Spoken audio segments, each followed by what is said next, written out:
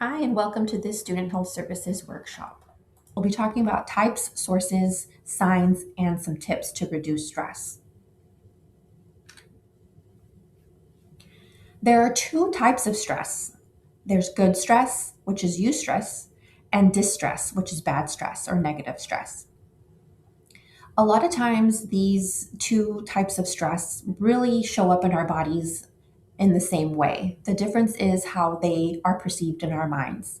So, positive stress are things that we enjoy. It could be a new job, a new relationship, moving to a new city. And distress are things that could be harmful to our bodies and that we don't enjoy. Could be falling behind on bills or having housing insecurity. It could be difficult relationships or health complications. So both of these things could be different sources of stress for different people. For some, a new relationship could be a really stressful thing, or moving to a new city could be that distress feeling. But for others, it could be a joyous event and eustress. So again, it's a very individual thing, and it's really how it is perceived in our minds. Looking at the stress curve, we do need some stress. Having too little stress or being underloaded would really not give us that motivation to do more with our life. So, we do want an optimum level of stress. Where we want to be careful is when we live for too long under too much stress or an overload. Because once we are in that stage for too long, as life keeps happening and as more stressful situations occur, we can end up in burnout, which would lead to anxiety, panic attacks, anger, or breakdown. And really, these things will show up in different ways. It could be a physical symptom or a mental symptom. So, again, a very individual how this could appear for you. When we look at the sources of stress, again, this is going to be different for everybody. But for some, we have environmental sources of stress, such as too much noise, a messy home, crowds, poor weather, moving, your academics, your finances, your time management. There's also social sources of stress, which is conflicts, interpersonal conflict, family issues, cultural expectations, peer pressure, job interviews, class presentations, making friends, dating, or intimacy. Then there's the physiological. It's lack of exercise, it's illness, poor nutrition, pain, chronic pain, lack of sleep, or alcohol and other substance use. And then we have cognitive sources of stress, having negative self talk, holding high expectations for ourselves or others, fear of judgment, worry for others, and inflexibility. Next, we have signs of stress. So, how do we know when we're stressed? This is something that is, again, individual. It depends on the person and really paying attention to what's going on to know that it's a sign of stress. We have emotional and cognitive signs of stress, irritability, nervousness, impatience, crying, losing our temper, worrying, emotional sensitivity, memory impairment, lack of concentration, increase in careless errors, negative attitude or preoccupation. Then we have behavioral signs of stress, which is sleeping more or less, eating more or less, having angry outbursts, withdrawing from others, procrastinating or being impulsive, and using substances such as drugs or alcohol. And there's the physiological signs of stress, and that's what we feel in our bodies: a pounding heart, a rapid breathing, sweaty palms, cold hands and feet, lack of energy, headaches, muscle tension, sleep difficulty, and stomach issues. So, what are some strategies that we can look at when we talk about managing our stress? We first have problem focused strategies. These techniques are there to reduce the stressor itself, neutralize the situation, or render it less stressful. And then we have emotion focused, which is a mind body stress reduction.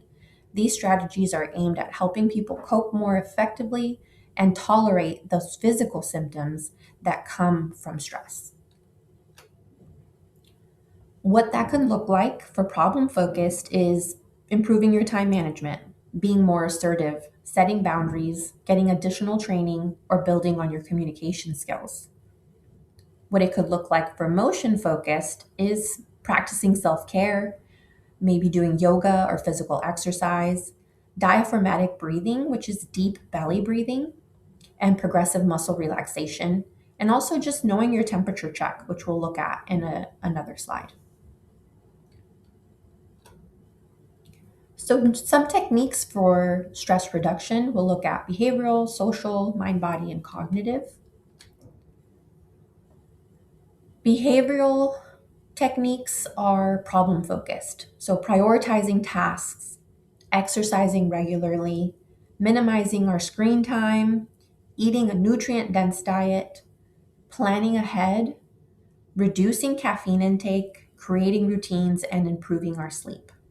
So, the reason that these things can help us reduce stress are really important. So, eating a nutrient dense diet is important because we really need to have all of the macronutrients in our system for our brains and our bodies to work efficiently.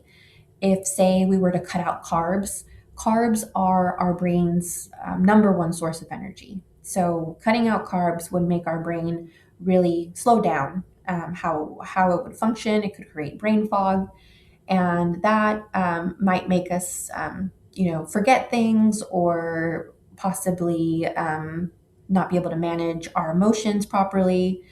Hanger is a real emotion, and that could, cause stress by disrupting our relationships and that kind of thing. So, a nutrient dense diet is really important. Caffeine, also reducing that is really important because caffeine can really create those physiological symptoms in us, like the rapid heartbeat. And so, reducing caffeine little by little could be really important so that you don't automatically just feel more stressed out because you're over caffeinated. So, making sure we hydrate more, drink more water, and not cut out coffee, cold turkey or caffeine cold turkey, but reducing it over time to really be able to lean off of it easier. Creating routines also helps us just to stay on time, and improving our sleep also, again, because being on poor sleep does not help our brains to recover. It does not help with memory, and that can cause stress and an overall lack of productivity. So when it comes to prioritizing tasks, we do like to share this little trick here. So if you're not sure about how to prioritize a task, you can look at it in a couple ways. Is it urgent and important? If so, take care of that task right away. If it's not urgent but important, you can plan for it. If it's not important and urgent, maybe delegating it or setting it off to the side for another time. And if it's not urgent, not important, you can put it to the side. It can wait, or that's a perfect time. If it's a task that someone's asking you to do that's not important and not urgent, you can simply say, I don't have the capacity to do that right now, and set that boundary and move on. We then have another form of problem focus with social strategies, being assertive, meeting with the therapist, delegating and asking for help, reaching out and making plans, utilizing your network of support, setting boundaries, being mindful online, and talking to a trusted friend or family member.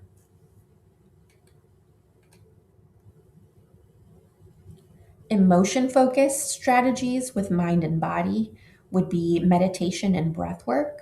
Many studies out there that find that a regular practice of meditation and breath work is beneficial for our overall well being, our stress management, our mood. Practicing yoga, if that is something that you enjoy and is accessible to you. Eating mindfully.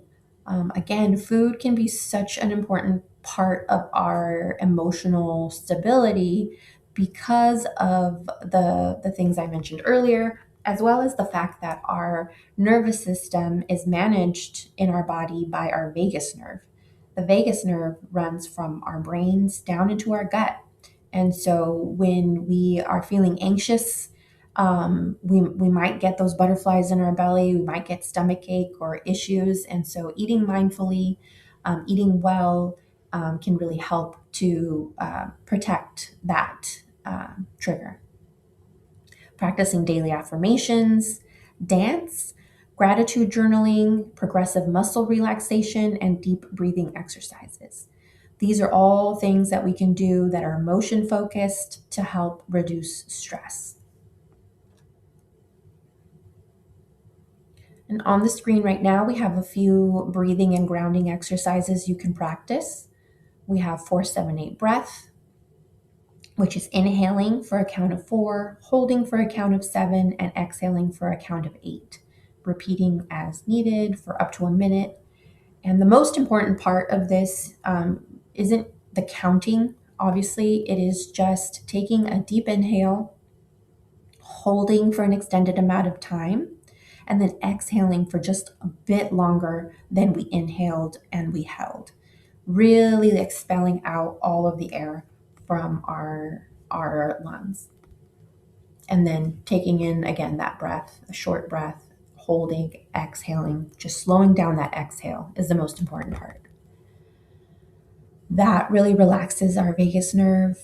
It really expands and contracts our diaphragm, and that can lead us from that fight or flight response to a rest and digest.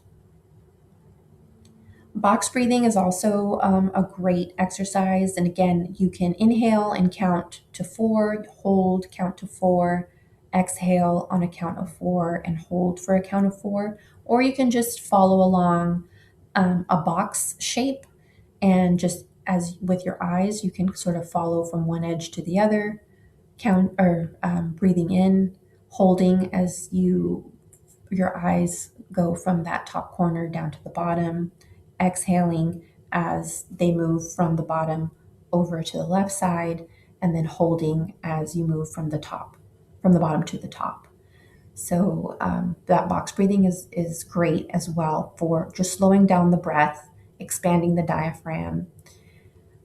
We then have the 5 senses. This is a great grounding practice, naming 5 things you can see, 4 things you can touch, 3 things you can hear, 2 things you can smell, and 1 thing you can taste.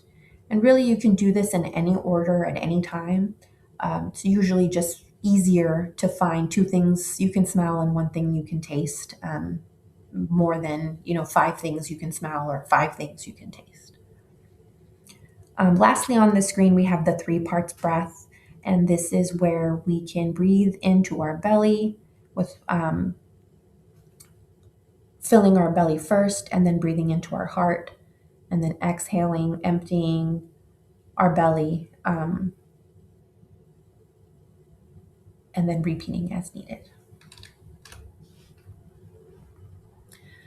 The last strategies we have here are cognitive, emotion focused. So, journaling and reflection, accepting things we cannot change, finding silver linings, reframing our problems, keeping a sense of humor, and knowing your temperature or feelings thermometer, which we'll look at in the next slide.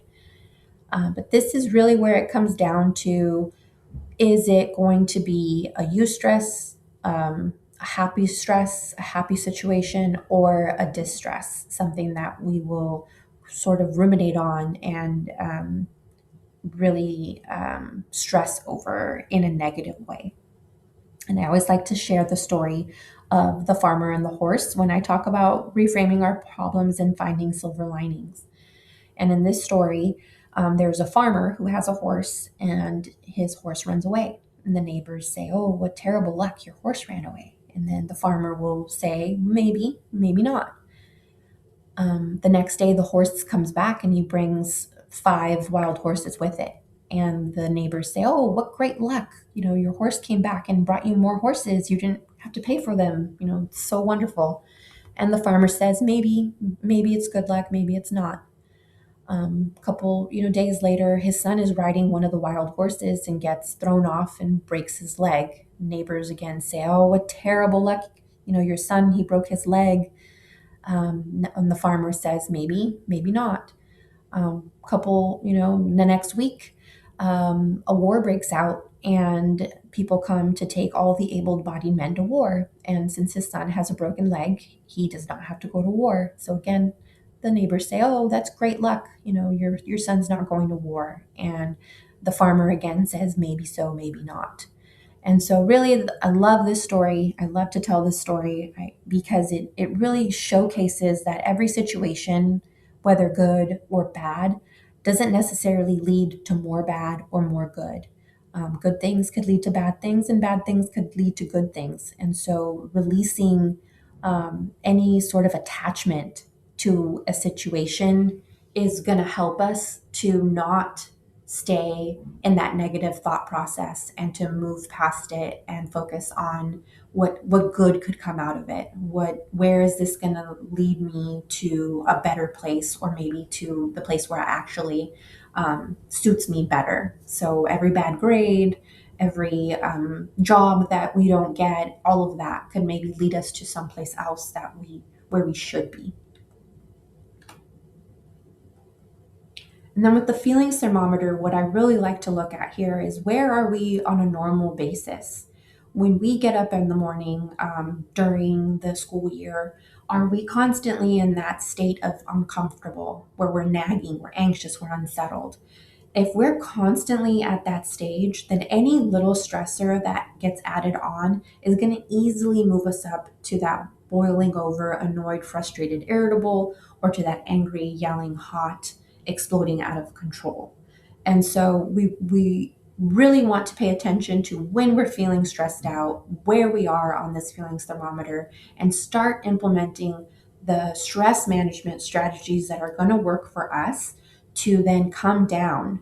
And ideally, we want to come down to the blue zone and the green zone, where we're okay, we're cool and collected, we're relaxed and happy, so that as little stressors get piled on, we maybe then just move up into the yellow or orange, but we can easily come back down, and we're not immediately going up to the red zone for a minor inconvenience.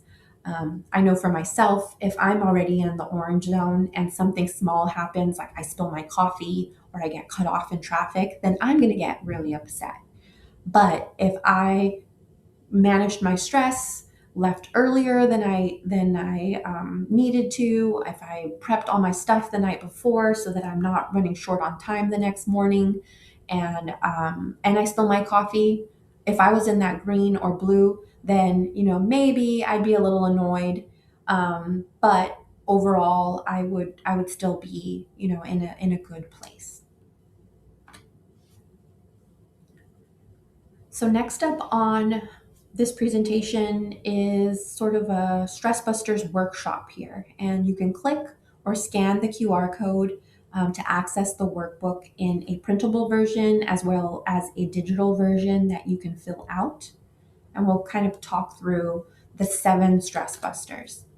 And these stress busters are evidence-based. They come from ACEs Aware, who worked with Kaiser Permanente for many, many years on the factors that could lead to chronic stress, and then develop these 7 stress busters as evidence-based models to reduce our stress and to help us manage stressful times.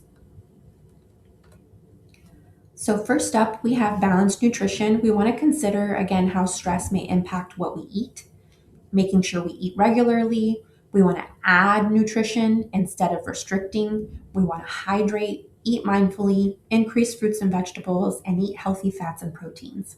So again, having a well-rounded, nutrient-dense diet is going to support all of the functions of our body, and eating regularly will make sure that we are able to function properly, to think properly, and to regulate our emotions without hunger being one of them.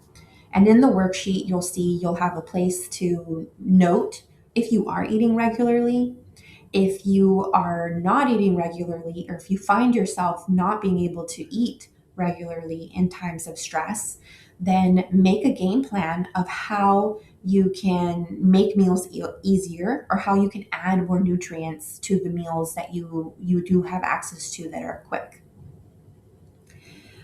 We know everybody gets busy, so say if you only have time to grab a bag of chips, can you also grab a banana or an orange or some cheese to go along with it? And that is the idea of adding nutrition, so that we're not filling up on empty calories. We're not just filling up on just carbs, and we're able to really satisfy all of the nutrients that our bodies need. And again, hydrating. How can we make sure that we're drinking enough water? And how can we reduce the amount of caffeine that we're taking in, or dehydrating drinks that we might be taking in, that are what making us feel more wired or more anxious? The next one here is physical activity. So, getting your body moving, releasing that stressful energy with physical activity. We do have a stress response that happens. In earlier days, that meant running away from a predator of some sort. So we would close the cycle of stress. That fight or flight response would circle of stress would shut off by us running away. We don't really do that anymore, even though we feel the same fight or flight response through stressful situations. So physical activity is a way for us to close that cycle.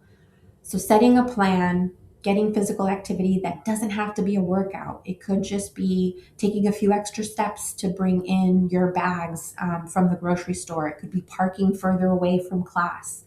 It could be taking the stairs instead of the elevator. All of these things are ways to get some physical activity in without it being something that you have to plan for, that you have to get workout clothes in, that you would have to shower after for. So thinking about physical activity in a different way. Taking a class, we have the Wellness Education Center here on campus. There's tons of kinesiology classes you can take that allow you to access the gym here on campus.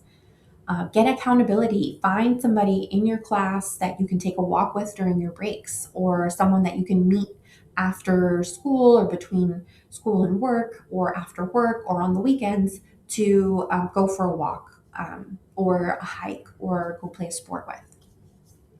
You want to make it fun. Plenty of studies show that if you plan for an activity you don't enjoy, you will likely not do it.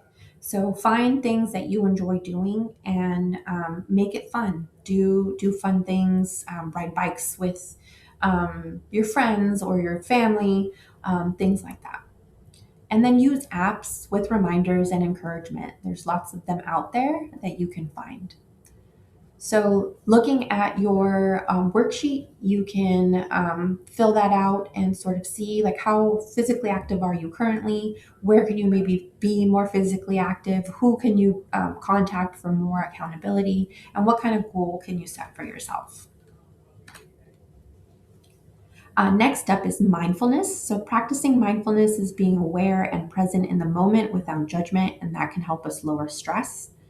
So, being mindful with people in our lives, spending time with people who really fill our cup, practicing yoga or Tai Chi, daily mantras or affirmations, learning and practicing calming breathing techniques, taking a mindful walk, or eating mindfully. And all of that mindfulness stuff is really just being present in that moment, smelling the food, the air, the trees, the plants, feeling the breeze, all of that. So it's grounding with our senses on the walk. It's grounding with our senses as we eat. It's grounding in our senses as we are present with the people in our lives. So, in your worksheet, you'll find a couple QR codes for some free meditation apps that have guided practices. Insight Timer, I love to use just even for the timer and the bells to sort of practice my own guided breath work and meditation. It also has a couple of those mindfulness breathing exercises that we talked about, and a space for you to fill out some mantras or affirmations that you could practice. Next up, we have mental health care. Focus on activities that provide meaning and purpose in your life. Take time throughout the day to pause, to take a few slow, deep breaths. This will help with mental health. Pausing throughout the day, practicing gratitude, seek therapy if you feel like you need it or if you're just curious about it. It's really an amazing opportunity here as a student of Cabrillo College to be able to meet with a therapist and not have to pay per session. You've already paid your health fee. That's all you need to access that therapy. Finding your passion is also a great way to practice your mental health care, support your senses, and move your body. All of these ways help to support our mental health. In your workbook, you will see a couple spots where you can jot down what folks are there to support you. You have an area to find to write down all of the different sensory things that you enjoy. You know, calming sounds and sights, favorite smells, all of that. So you can fill that in. Next up is quality sleep. Getting quality sleep and when we're experiencing a stressful event can put our body on high alert and can make it hard to sleep. So we want to be sure to have consistent bedtime and wake time, have a consistent bedtime routine, make a comfortable sleep space, unplug from devices at least an hour or so before bedtime. Want to have a dedicated sleep space. And if we're having trouble sleeping, we can try a calming practice. So in your worksheet, you'll have an area where you can set a bedtime and wake time, and you can set that up by day of week. You know what? When you're a student, sometimes you have to have really early mornings, and you might not be a morning person. So on the weekend, maybe you start a little bit later and go to bed a little bit later. So that is usually okay. Having a different routine for work days and school days versus days off. But we want them to be as consistent as possible within those categories. So when it's time for school, we want to have consistent bedtime, we want to have consistent wake time, and you can fill that out in your workbook. You can also fill out what your bedtime routine might look like for those days. As far as comfortable sleep space, having a pillow that is comfortable for the way that you like to sleep. Maybe you need a weighted blanket. Maybe you need blackout shades. Maybe you need a sound machine. All of these things can help for you to get a more restful night's sleep. So looking into what is going to work for you and what do you need. And as far as dedicated sleep space, that really is just expanding on our bodies and our minds really love to have routine and to know where things happen, right? So if we are using our bed to sit and study, to sit and stream shows all day, to sit and play video games, then when we get into bed, our body may not know what task we're going to do. But if we only get into bed to go to sleep, then when we lie down in bed, our bodies will know, okay, it's time to go to bed, especially if you're doing it at a consistent time of the day. So having a dedicated sleep space is important for that reason. Same with having a dedicated study space. If you have a space where you just sit to study all the time, then when you sit in that space, your brain and your body will be ready to focus a little bit more. Next up is supportive relationships. So, who helps you? Who supports you and lowers your stress hormones and helps you live longer? So, spending quality time with friends and family, engaging in your community, peer support groups, volunteering, exploring new hobbies, and getting involved in your community, in your campus, in your classroom. All of this is ways for you to be able to get those supportive relationships. So take a look at your workbook and fill out all the sections there on how you can support these areas. The last thing on here is spending time outside and in nature, which can lower our heart rate, our blood pressure, and our stress hormone levels. There is something really magical about fresh air, about sunshine, about just being out in nature with plants and animals and all of that. So create goals and plans to spend more time outside, and then just get outside more. Walk or have a picnic during your lunch breaks or between classes. Engage your senses again. That really helps us to be mindful and present in the moment and slow down. We could expand our outdoor hobbies or start a new outdoor hobby: hiking, fishing, gardening, whatever that may look like to you. And then joining community programs. We actually are pretty lucky that we live in such a beautiful area. We have forest and ocean, and there is so much nature that we can easily access. And I always like to tell people, if they don't already know, that if you have a library card, you can get access to free state park passes. So you can visit some of the wonderful state parks that are in our area or up north a little bit, and do that without having to pay for parking. It is free and included with your library card. So check that out if you haven't already. So finally, we have the four C's of going through a stressful situation.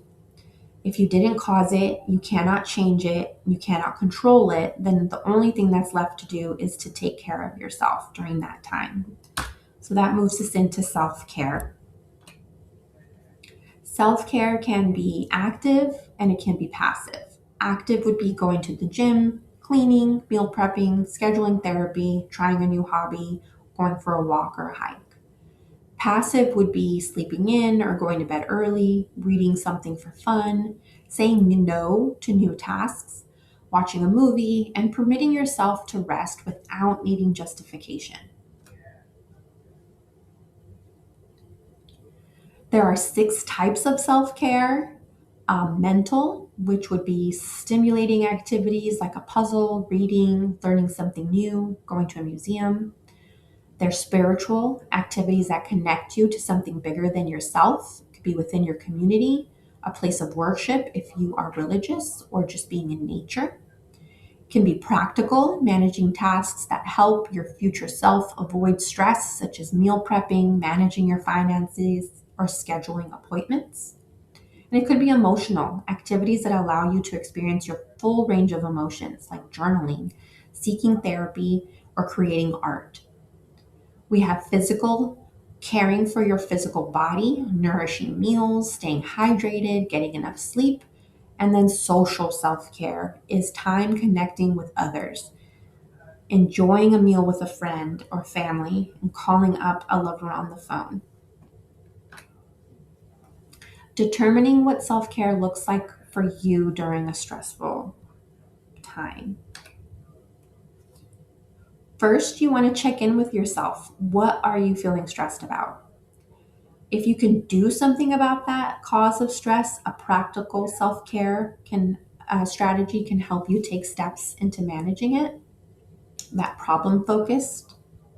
And three, if you can't use other self-care methods to take care of yourself, as you let it be, or comfort yourself until you're ready to re-examine it. So really, just taking care of yourself until you can move past the stressor. And if you're not sure about what you need to do, you can try asking yourself, what do you miss doing? Are there activities that you love but feel like you don't have time for anymore? Reading for fun, going on a bike ride, coloring, things like that. What comforts you? Watching your favorite movie, reconnecting with an old friend, cooking a family recipe. And then what makes you feel more like yourself? Engaging in your favorite hobbies, moving your body, spending time with family. Those are all ways to really just take care of ourselves. Ultimately, practicing self care should be about restoring our energy, providing comfort, and reducing stress. So, if you're feeling stressed, burnt out, or burdened, for example, um, I I have to do yoga tonight to self care, and I don't have time. You might not need yoga as your self-care activity for that day. Self-care in that moment might be getting home, um, putting down a to-do list, and then going to bed early. That could be all that you need. It could also just be um, maybe just doing a quick stretch while you make a cup of tea. It really needs to work for you. It should be reducing your stress. It shouldn't be adding to your stress. Here are some resources that you can check out. So the ACEs Stress Busters does have modules you can take if you want to dive in deeper to those 7 stress busters that we talked about. There's also a workbook that we created on tips to stress less. You can scan. This kit will provide you with tons of resources and tools, mindfulness practices, and then we have our crisis information on the side there. If you are in crisis at any time, you can text 741-741 with the word courage or home, and they will help you out. You can also call or text 988. If you're looking for local resources and support with housing, transportation, mental health, food, substance use, legal services, and more, you can call 211, which is United Way. And then we also have our county mental health pocket guide that you can check out, which has resources on the Santa Cruz County Mental Health Services. And remember, we are here for you. Student Health Services is here for you. We're here for our campus community. You have paid into our services. Please, please, please come utilize them. If you need more support with stress management, if you need any questions that you might have, we're here to help. So please give us a call, send us an email, check out our link tree. We have tons of resources there, as well as updated information on our current events, offerings, our phone number, and our website. It's all linked. So we look forward to seeing you and wish for you to have a stress-free semester.